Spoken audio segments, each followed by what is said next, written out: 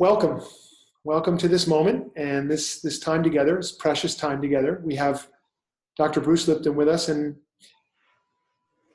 when I reached out to him and asked if he would do this, he said, yes. What have you been up to? What shall we talk about?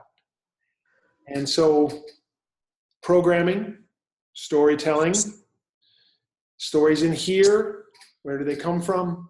How do we work them out? These kinds of ideas, but we'll just allow Bruce to go where he goes.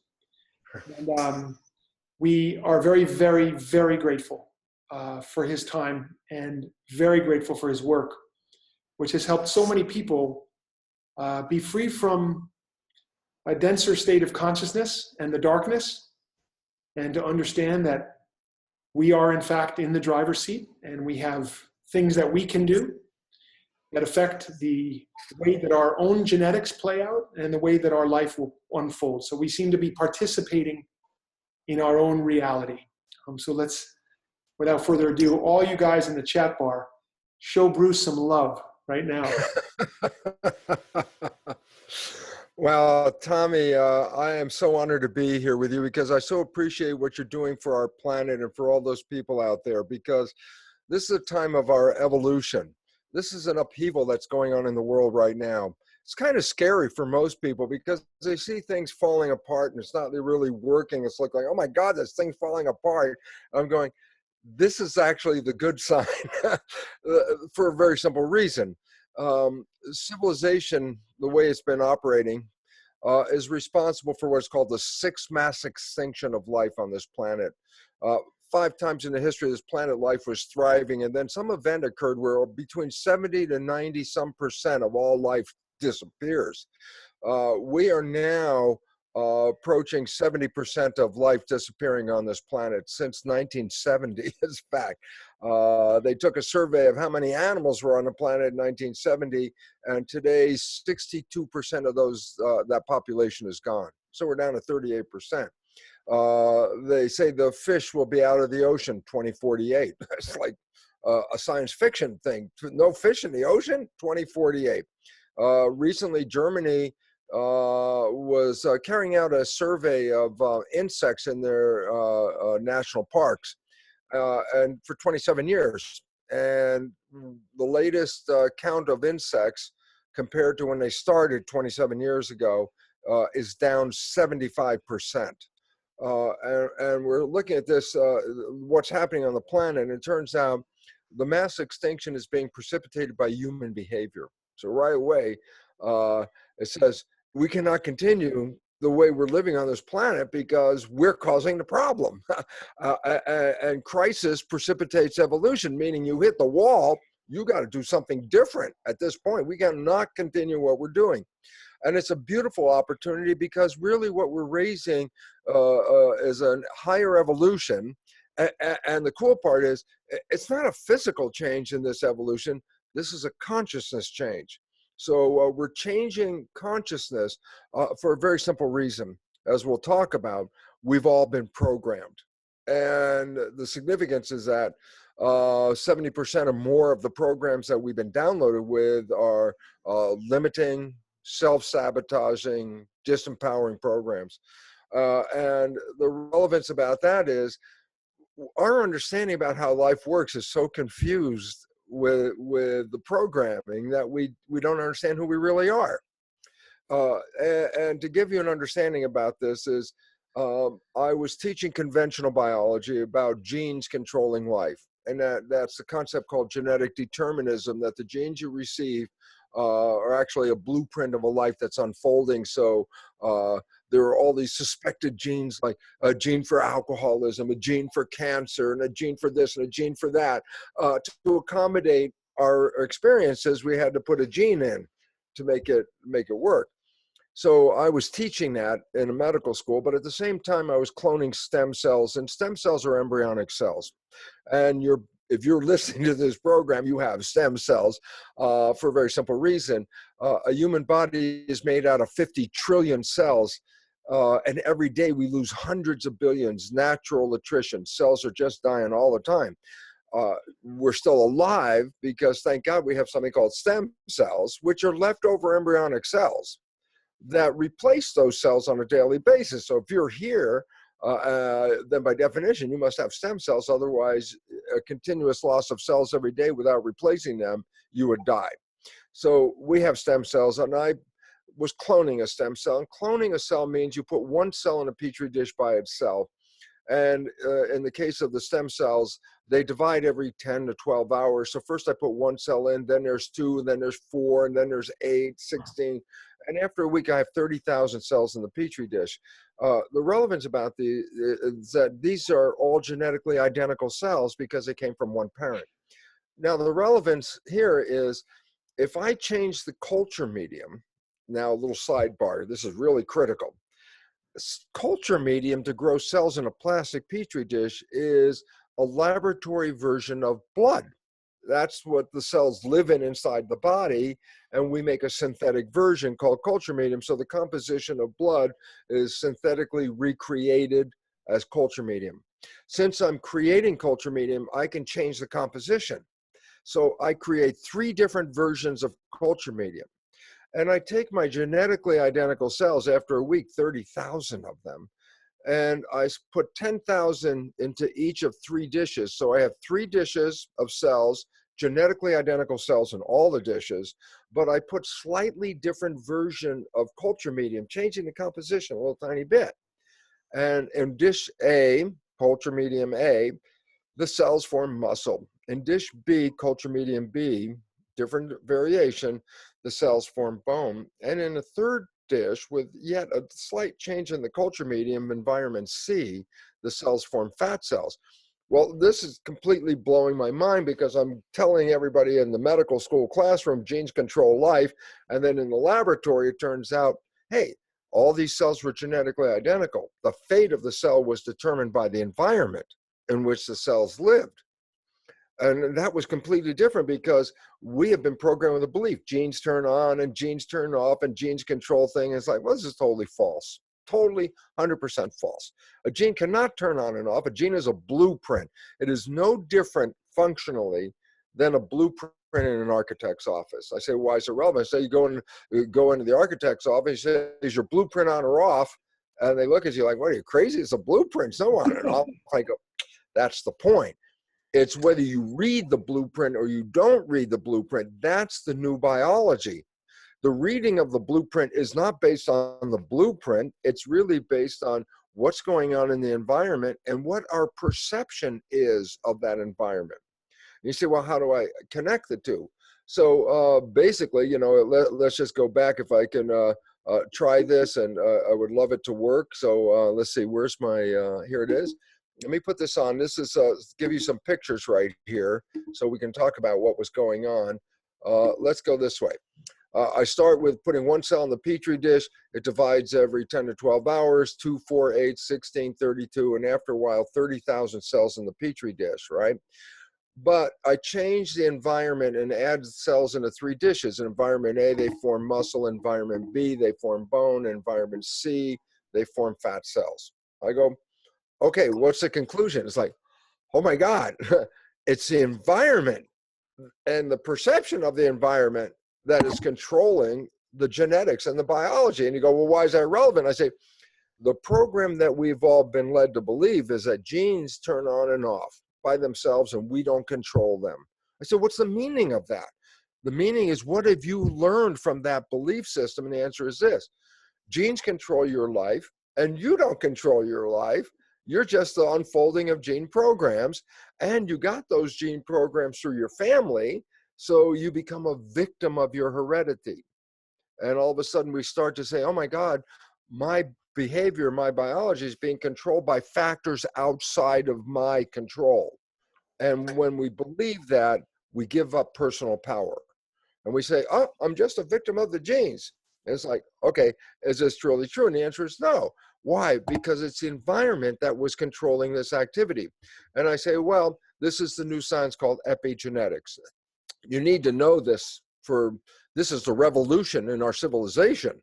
Because when we were dealing with genetics, and I say the word genetic control, which is what you learn, it simply means control by genes. My life is under genetic control. My genes control me and I don't control my life. Epigenetic control sounds the same, but epi, the little prefix epi, is the revolution, because epi means above. So when I say epigenetic control, I am saying control above the genes. And I say, well, what controls above the gene? I go, A, the environment, and B, our perception of the environment. That becomes the critical part, okay? So what does this lead to? It leads to the understanding that cells in a petri dish, the fate of the cell is not determined by the genetics, it's determined by the composition of the culture medium. And I go, well, wow, everybody goes, that's neat, that's a story of cells in a plastic petri dish and all that. And I go, no, here's the story, that basically every one of us is a plastic, it's not plastic, a skin-covered petri dish. Point. Under your skin, 50 trillion cells. Yeah. And there's a culture medium, and that culture medium is the blood. And I say, when you change the composition of the culture medium, you change the fate of the cells. So I said, well, now it gets really critical. It says, oh, so what is in charge of the chemistry of my blood? And I go, that's the exciting part, because it turns out it's our nutrition is involved, which is really important to eat natural, whole, organic food, because if we start to toxify our culture medium blood with industrial farm products, there's so many toxins in there and chemicals that are not supporting us. So it's really to go back to natural. And secondarily, cellular signals. I said, what do you mean? Where do they come from? I go, what happens is we live in an environment. There's an environment outside of our skin and underneath our skin. And then what I say is, well, the brain is nervous system is perception. A simple point. When the brain receives a signal, it sends a signal to the body via the nervous system and the vascular system. And that signal is the epigenetic control, the signal above the genes that controls the behavior and gene activity. So blood is the natural culture medium. The skin-covered petri dish is your body. The composition of the culture medium, as demonstrated in the lab, is what controls the fate of the cells. And I say, yeah, but the composition of the culture medium is controlled by the secretions of the brain. The brain is the chemist. And then I go, so what's the next level? I say, well, look at a simple reflex. You go outside when it's warm out, and the skin feels the warm. It sends a signal to the brain releases hormones that cause us to cool off. We perspire, change the blood flow, and cool down. And I say, yeah, but if you walk outside and the environment is cold, I go, oh, different signal, goes to the brain releases chemistry that causes the body to heat up. So I say, well, then the behavior wasn't controlled by my thinking or anything. It was controlled by what the environment was doing, and the environment picked up by the nervous system, and the nervous system sending chemistry into the culture medium called blood. And as the experiment demonstrated, the composition of the culture medium determines the behavior and the genetics of our biology. Okay, now I left something out, and this is where humans differ. And that is, well, we're talking about the environment controlling behavior and genetics. In humans, we deal with something a little different, and that is this: we have a mind. I go, the mind is interpretation. And I go, why is it relevant? Because as I go out and experience the environment, I'm getting direct information from the environment, but I'm also interpreting the environment. Is it a healthy environment? Is it a supporting environment? Is it a scary environment? Why? My interpretation of that environment is what's going to go back into the brain. The mind is going to cause the brain to release chemistry. The chemistry represents not the real environment. It represents my interpretation of the environment. And all of a sudden it says, I could live in the happiest, healthiest, safest environment ever, but if I wake up with a fear that something is going on, then rather than enjoying the wonderful chemistry of a wonderful environment, I'm going to release stress hormones into my body, and I'll be in the perfect environment and I'll be totally stressed out. Why? My mind interpretation. I go, So the mind is the primary controller of the composition of the culture medium, which controls my behavior and my genetics. And I say, oh, so if you change your mind, you change the chemistry. And when you change the chemistry, you change the genetics and the behavior of the system. And I go, oh my God, you got to understand what this means. What this means is this. We have been programmed with the old belief of genetic control that we are victims of our heredity. Whatever genes we got, they control us, and we don't control the genes. So if you got cardiovascular disease in your family, anticipate you're going to get that. You got cancer running in your family. Oh, I'm going to get the genes for cancer. I'm going to get the cancer. And we believe that the genes are controlling all this. The experiments reveal completely different. It says, no, the environment and our perception of the environment is controlling our genetics. I go, why is it relevant? I go, we're not victims. Why? We can change our environment and we can change our perceptions of the environment. And those are the elements that control our biology. And all of a sudden you say, well, then I'm not a victim. I'm a master because I'm the one that can change my mind. I can change my thoughts. I can change my environment. I go, yes, those are the things that control your biology. That controls whether you're going to be healthy or have cancer, not the gene. People, yes, Tommy, go ahead. Yeah, I don't want to interrupt you because you're on fire. Yeah. But I just want to say, anybody in this room and anybody who has overcome addiction has been through the exact process that you're describing. They change their mind, they change their perception, and they change their environment. There's nobody that has gotten sober or moved from the darkness of addiction onto a path of recovery without changing their environment, their perception of the environment, and their mind. Right. And that is the process of recovery. So I just wanted to interject. Absolutely. That's what it's all about. And so just to give why is this important? When perception and interpretation are involved, then it's not the real environment that's controlling me. Now it becomes my belief about the environment that controls me. And that becomes very critical because my beliefs are variable based on my life experiences.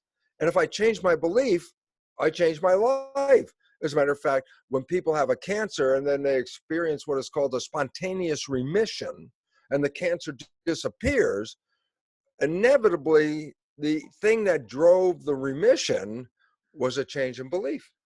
They just all of a sudden said, I'm not living this old life that's so stressful, it caused all my problems. I'm going to change the way I live. And when they change the way they live, the cancer can go away just as fast. So this becomes a critical understanding. So in my little cartoon here, I talk about a cell biologist, but the simple truth, we're all self-biologists. All of us are creating our biology. And I say, how does it work? I say the brain is a chemist. It's making that flask we call blood, which is culture medium. And we feed that culture medium to our skin-covered dish with 50 trillion cells in it. And I say, well, why is it relevant? And I show you how simple it is. This is how simple it is. You have a picture of love in your mind. And the interpretation of love leads to these chemicals being released. Dopamine for pleasure. Oxytocin causes bonding to the one you love. Vasopressin increases your attractiveness. And growth hormone, as it says, facilitates your growth. If I added these chemicals to my plastic petri dish, the cells grow beautifully. That is why having a perception of love causes a chemistry in the culture medium we call blood that enhances our vitality. That's why when people are in love, they glow, they're so vital. You go, oh, look, you can see they're in love. See how healthy they are. I go, this is not an accident. This is a direct result of a translation of perception into chemistry. Just to give the opposite, I say, if you open your eyes and you see something that scares you, the chemicals of love don't come out. A brain that's living in fear releases completely different chemicals. These things such as stress hormones and inflammatory agents, I take those elements in fear and add them to my plastic petri dish, my cells stop growing and they start dying. Fear kills. That's the chemistry of fear. Kills. That's why staying in fear is one of our biggest problems. So basically it says, how you see the world changes the chemistry, and the chemistry controls the behavior. So the function of the mind, and this is really critical for all of us to understand, the function of the mind is to create coherence between our beliefs and our reality. If I believe I'm a victim, then my behavior and my chemistry of my biology will create the experience of victim, disempower me, I will become the victim. And all of a sudden it says, oh my God, then what you are believing is turning chemistry, and the chemistry is creating a complementary body to the vision. So the chemistry is a complement to the picture in your mind, and the chemistry then controls the genetics and the behavior to complement the picture in your mind. If you feel you're a victim, if you feel there's no way out, if that's the way you feel, then the chemistry that will come from that brain will assure that your behavior will prove you to be right. You'll be right. There is no way out. There is no saving. Why? I believe that. And this is why we have to change this kind of understanding. But if you understand this, this is why the 2,500-year-old statement is an absolute scientific reality. The Buddha says, what we think we become. I go, that's not a coincidence or an accident. Thinking is translated into chemistry. If you're thinking positive, then you get positive chemistry. You're thinking negative, you get negative chemistry. And all of a sudden I say, we keep looking at our body where the problem is. I go, no, man, it started right up here in your head. It started up in your perception, okay? Now, the issue that we have, and this is the one that Tommy works with you so much with, and it's called the mind. And I want to emphasize it because when we say the mind, there's a perception that there's a mind, a single mind. I go, that is where the problem comes from.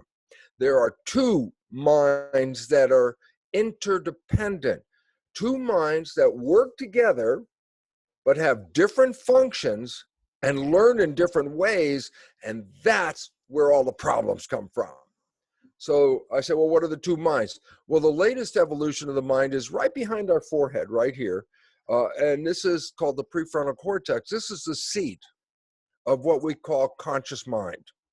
This is the latest evolution of the brain, and it's about 10% right behind your forehead. That means the remaining 90% of the brain is called the subconscious mind. That was there before the conscious mind even evolved. But here's the issue, and this is, if you don't understand this, then life is just going to be screwy. And here's the issue. The function of the conscious mind, first of all, it represents who you are as a unique individual, your personal identity, your source, your spiritual connection. You have that. No one else has that. Your conscious mind is unique to you. It has your identity stamped all over it, okay? The unique aspect of this mind, which makes us so powerful, is that it's creative. So if I say to you, what do you want from your life? Now you're creating a future. And I say, oh, so where's the answer coming from of what you want? Oh, I want to be healthy. I want to be happy. I want to be sober. I want to have power. I want to have love. I want to be whatever these things. I go, oh, good creative thinking. Where's it come from? Conscious mind. Why? It's actually expressing imagination. Conscious mind can imagine something and then manifest it. And so your imagination is turned into chemistry as well, okay? So the creative conscious mind has your wishes, desires, and aspirations. So in this community of all of us here, what wishes and desires do we have? Sober, living healthy, having a great love life, great whatever, successful career. I don't care. It's a wish and it's a desire, and it comes from the conscious mind. And if the conscious mind is running the show, what's the function of the brain? To take that belief and manifest it as reality. So when we're having positive thinking, if the conscious mind is in control, we manifest the expression of our positive thoughts. Now we have to look at the opposite side of the picture here, because this is where the difference comes from. Uh-oh. In contrast, the subconscious mind is a record playback mechanism. It is basic character is habituation, habit. This is what I recorded, and this is how, when I push the button, I'm going to play the same damn program over and over and over and over again. It's habitual. Now, a lot of people say, oh, subconscious mind's where all the evil is. And I go, no, subconscious mind is a cold machine. It's the equivalent of a CD recorder. And for some of us older people, a tape recorder. I go, why is it relevant? The recorder is not bad or good. It's just a recorder. The programs, those could be bad or good. And I say, well, because we always talk about the evil part. And I go, well, think about the positive side. You learned how to walk before you were 2. And for most people, I don't care what age you are, 70, 80, you're still using the same program you got when you were 2. Congratulations. That's a great program. I don't have to think about how to walk. I don't have to think how to drive the car because I learned how to do that. Why? It becomes a habit. So habits are cool if they support you. And of course, in contrast, if the habit undermines you, that's where the problems come from. So I said, where do you get the habits from? Instincts and experiences. You're born with instincts. If a ball comes toward your face, you will instinctively close your eye to protect yourself. So they're built-in safety mechanisms. But they're experiences. Learning how to walk. That's an experience. You downloaded it. Once you learned how to walk, you didn't have to think about it again. So that's really cool. So all the good programs that we downloaded from our experiences are really great because it means it frees us up from having to think about how to do these things. They're automatic at this point, okay? Here comes the problem. This is the one that Tommy's whole life and career and helping you is based on. It is this: acquired behaviors and beliefs from other people.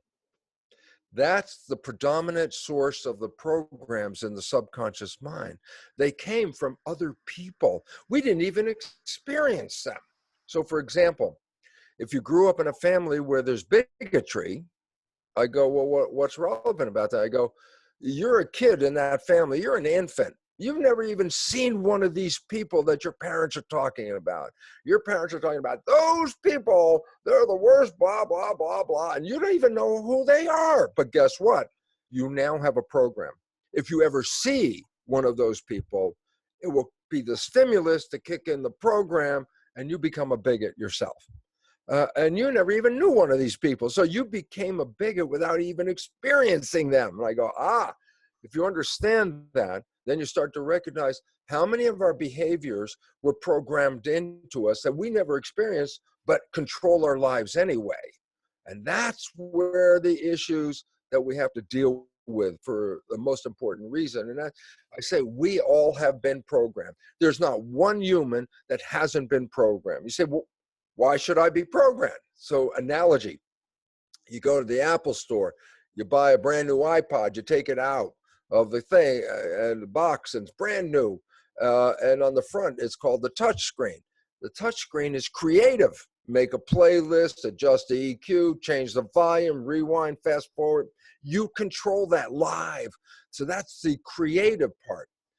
And relevance about that is that's how your creativity comes from on that iPod. So I say, okay, I take the iPod, touch the screen, push play, and nothing happens. Now, being an old guy, I'm a little angered about the fact I just spent all this money at the Apple store and the damn thing isn't working. And some little 7-year-old kid comes up and yanks on me and goes, hey, mister, you can't play anything unless you've downloaded the programs first.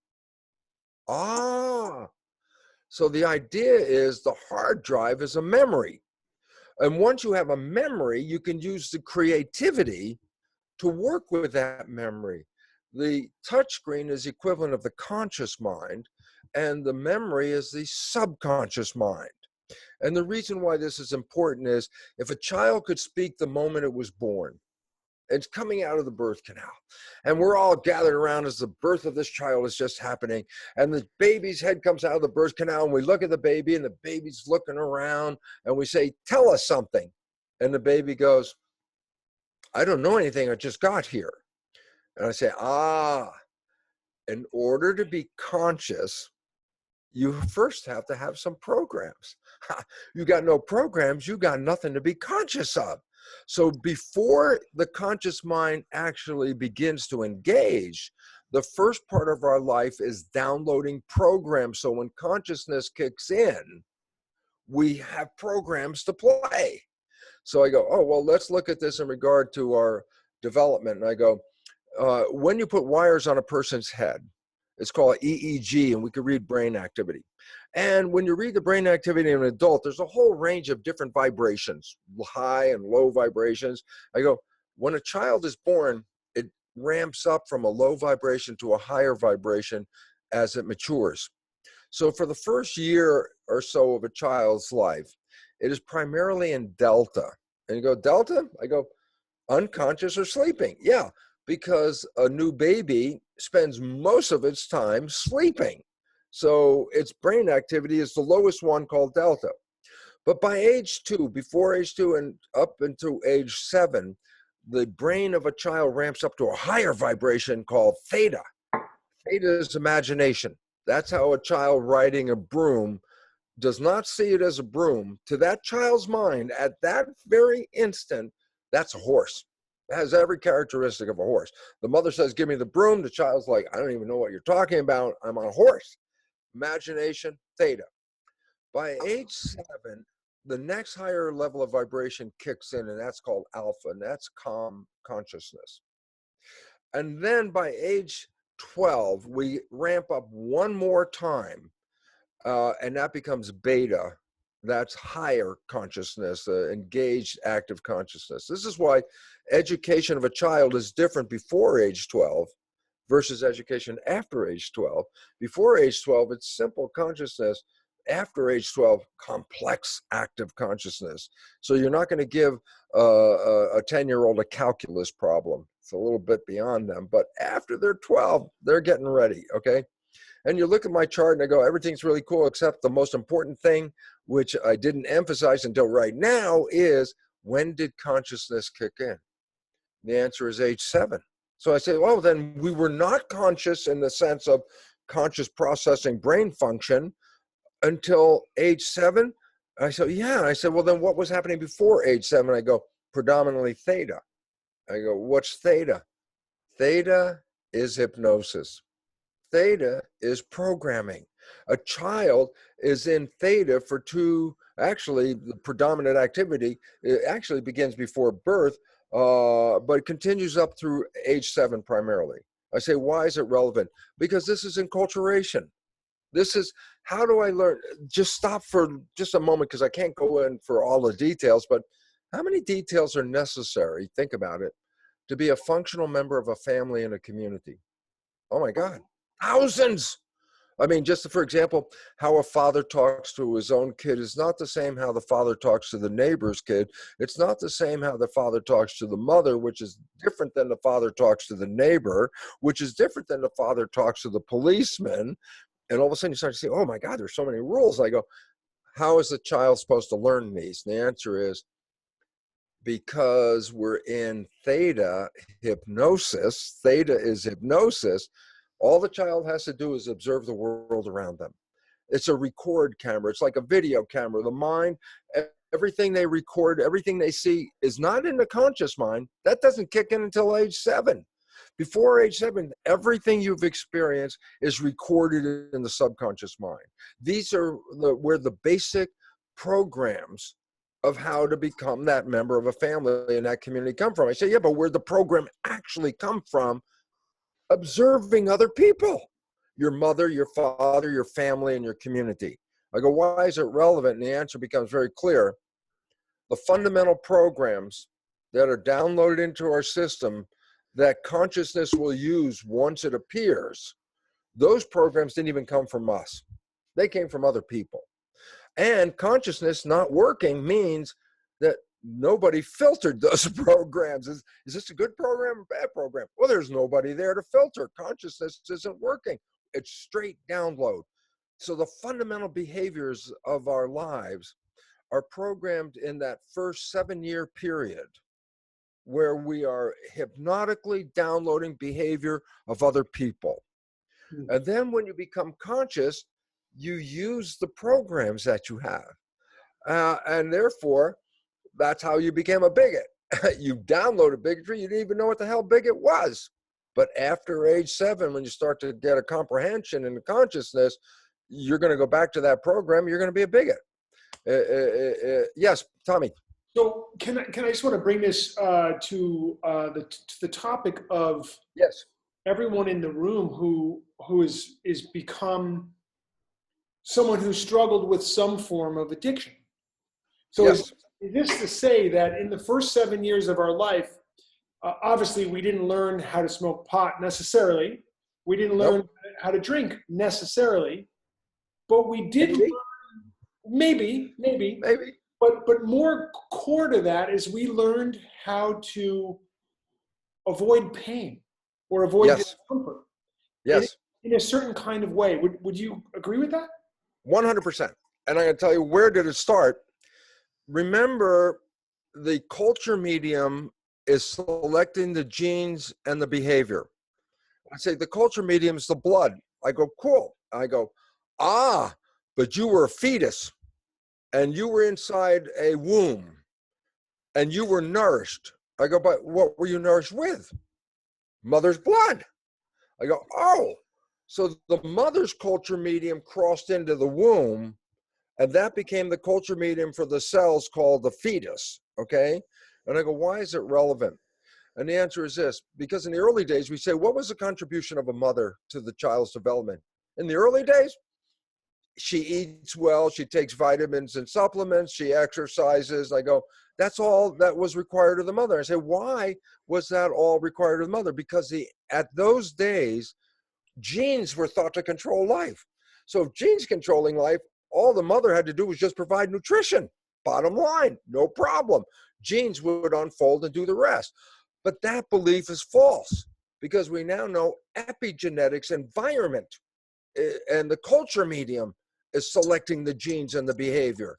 I go, oh, well, the mother is providing more than nutrition, because in her blood are emotional chemicals, the neurochemistry of hormones and regulatory things, and how her life is being expressed through the chemistry of her body and causing her to have a behavior, which is, remember, it's the secretions of the brain that are creating the behavioral characteristics, because they're in the culture medium, and the culture medium, as I showed in the Petri dish, is what controls behavior and genetics.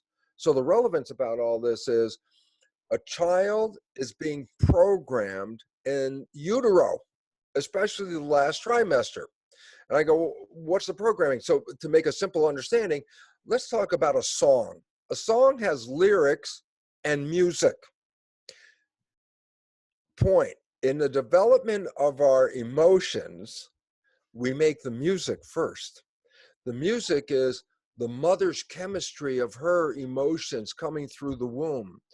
If it's a one-time thing, that doesn't make a big deal. But if there's a pattern, then the repetitious pattern of your mother's behavior is actually expressed as a repetitious pattern of hormones and neurochemistry, which are learned by the fetus. Point. You learn addiction, but not necessarily what the lyrics are. You got the music of an addiction. This is the chemistry that your mother used to deal with her life. She put up something to block the memory, go somewhere else and all that. And I go, why is it relevant? The addiction is the music. The child, when it's born, creates the lyrics. The lyrics match the music. But I could use lyrics with alcohol. You could use lyrics with heroin. I don't care. That's the lyrics. The program, the music was already in there. So an addiction, which type of addiction? That's not specified as much as the need for an addiction. The need for an addiction is life is stressful, and I release these chemicals which dissipate the stress, because whatever these chemicals are, they break that communication, so I don't have to deal with it. And so the music of addiction is the emotional chemistry. It starts even before you're born, because you're getting it from whatever mother's behavior is. But then recognize this: the mother's behavior is intimately tied into the father's behavior, Because if he screws up, it changes the mother's chemistry. And all of a sudden you see, wow, the dynamic nature of the parents are creating a chemical flow. And that chemical flow culture medium is shaping the genetics and the behavior. So we're born with a proclivity to addiction, but not necessarily the story, not necessarily the lyrics. What lyrics are you going to use to accommodate that? What drug you'll use to accommodate that? That's you create the lyrics after you're born, but you surely are moving to the music that will get you into writing those lyrics before you're born.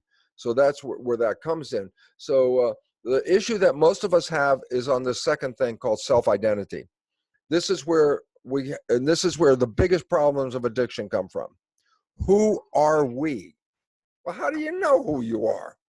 In the first 7 years, the only way you know who you are is because other people tell you who you are. I'll give you a scenario that nobody really experiences, but what the hell, it was a good idea.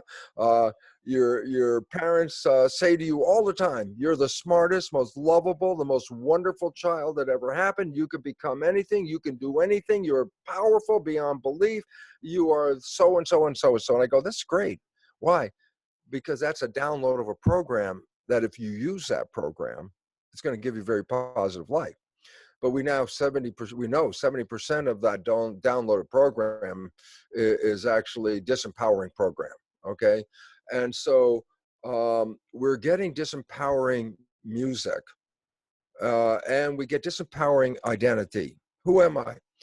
Here's the crux of the problem, Tommy, so that people know where they came from on this at some level, and that is, why don't we have, we love ourselves? An interesting point, I work in belief change programs, and the interesting aspect of a belief change program is simply this, is when we ask the belief of every audience to test a belief, the first belief test, I say, let's test this. I love myself. 80, 90% of every audience will not test positive to I love myself. And you go, why is that relevant? I say, if your program is you do not love yourself, then you become self-critical. I'm critical. I don't love myself. I'm too much this, or I'm too big, fat, whatever this. I'm not smart enough. I'm not capable enough. I said, where'd you get that? And here's where it comes from. Parents act like coaches of a sports team. If you're an older kid on a sports team and the coach comes up and says, come on, you can do better than that. Who do you think you are? You're not that good. You shouldn't even be on this team. You don't deserve to be here. That child at an older age says, oh yeah, the coach says I'm slacking off. I'm not doing that good. I'm going to work harder. That's why the coach did that, to needle me. I say the same thing to a kid under 7. You're not that good. You're not that smart. Who do you think you are? You don't deserve this, which parents say because they're acting like coaches. I go, why is it relevant? I go, under 7, I don't understand what the parents are saying. I'm just recording hypnosis. I do not deserve. I'm not smart enough. I'm not capable. I'm just recording whatever they're saying. They're trying to get me to perform at a better level, but they don't understand. My consciousness just records.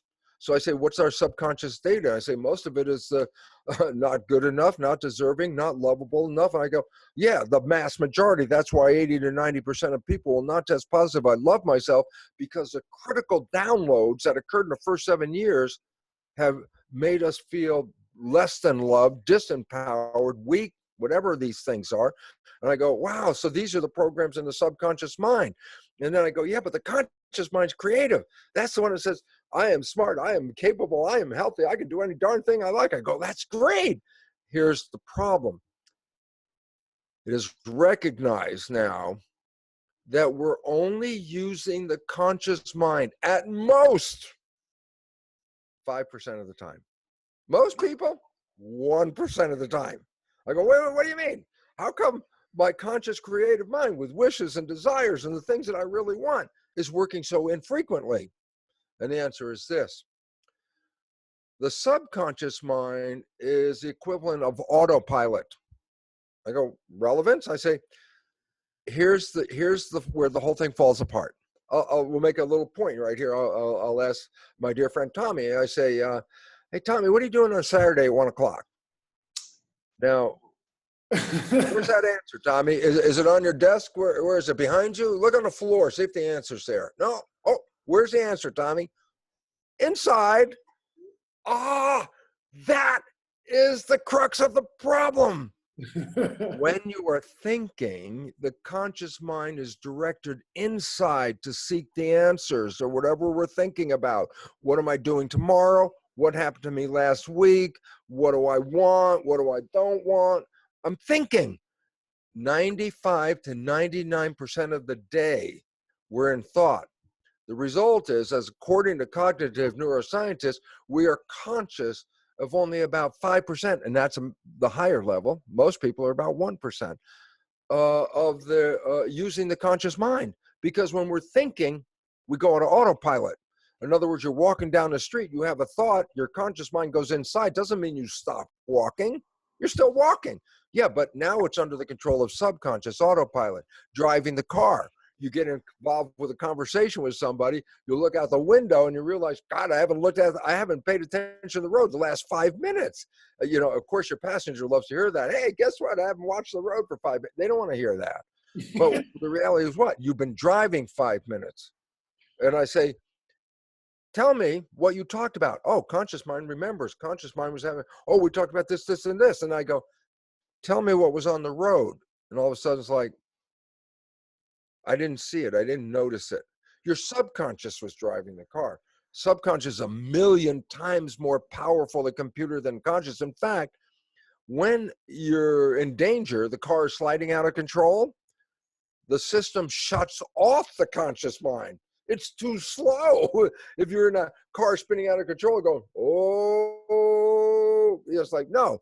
The moment it goes out of control, you immediately engage the steering wheel, the brakes, whatever, you're engaged. I go, that's because the subconscious is super fast and very powerful. So in a moment of especially something scary, you're out of your conscious mind. It's too slow to deal with it. So now I go, so why is it relevant? 5% of our life is coming from wishes and desires. At most, 95% is coming from programs.